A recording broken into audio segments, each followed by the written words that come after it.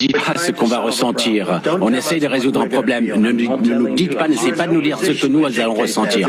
Il faut que ce soit clair, il faut se souvenir de cela. Vous n'êtes pas dans une position de dicter quoi que ce soit que nous puissions ressentir. Nous allons nous sentir très bien. On va se sentir très bien, c'est très fort.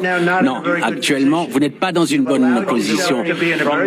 L'Ukraine est dans une mauvaise position et vous l'avez permis ça d'arriver. Depuis, vous n'êtes pas dans une bonne position. Vous n'avez pas le contrat maintenant. Avec nous, vous allez maintenant, vous êtes en train de parier avec la vie de millions de personnes.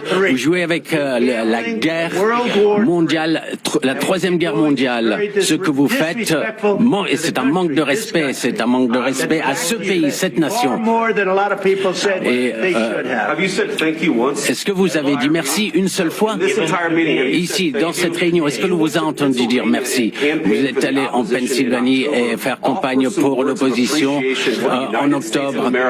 Et vous devez apprécier ce que nous faisons. Le président tente de sauver votre pays. Excusez-moi. Si vous croyez que vous parlez plus fort, si vous parlez fort, vous allez avoir raison. Quand vous parlez de la guerre en Ukraine, il ne parle pas fort. Votre pays a des gros problèmes. Et vous n'êtes pas en train de gagner, vous n'êtes pas en train de vaincre. Mais il y a beaucoup de chances que vous puissiez vous en sortir grâce à nous. Monsieur le Président, depuis le début, nous avons été seuls. Et on vous a dit merci. On vous a donné avec le président stupide, on vous a donné 350 milliards de dollars. On vous a donné des équipements et du matériel militaire. Vous vous êtes servi de notre équipement. Si vous n'aviez pas notre équipement militaire, cette guerre aurait été finie en une quinzaine de jours. Oui, d'accord, en 3 jours. Voilà, ça c'est en 2 semaines. Ok, bien sûr, c'est ça. Ça va être difficile d'arriver à un accord comme ça. J'ai dit merci beaucoup de fois, Monsieur Vance.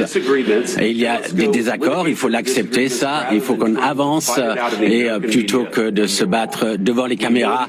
Vous avez tort, on sait que vous avez tort.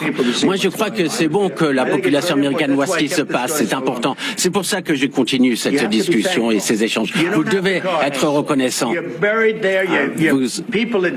Les gens sont en train de mourir, vous n'avez plus de soldats, vous commencez à ne plus avoir de soldats. Ce serait une bonne chose.